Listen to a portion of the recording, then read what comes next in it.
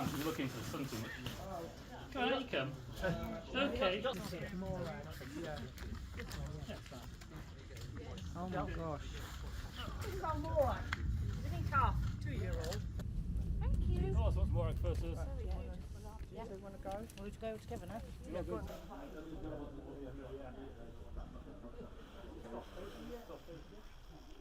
It's just really nice. I'm fond of all animals, especially cuddly ones. So yeah, being able to cuddle a big fluffy animal is really cool.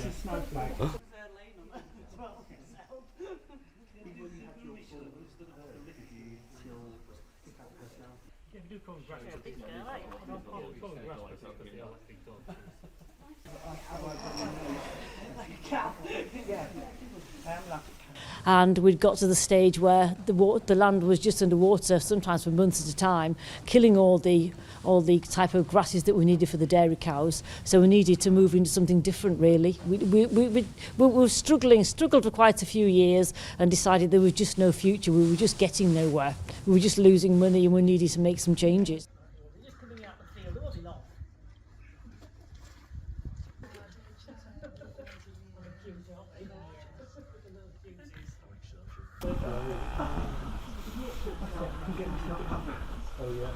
We had these 5 that we couldn't bear to part with. They were our friends, almost like pets, really, these 5 cows, and all really placid, friendly natures. And we thought maybe we could try having a go at cowcuddling as a diversification, really, just to earn a bit of extra money on top of our conservation scheme.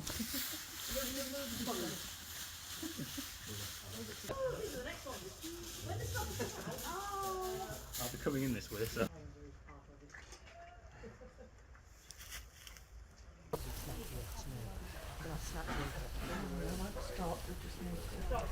Quite relaxing, but obviously just like watchful because they're animals, they're unpredictable.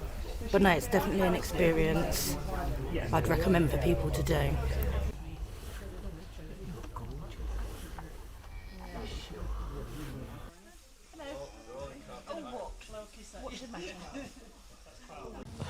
They love it. They're quite inquisitive animals. They like stuff going on. They're quite interested in when people come down to see them.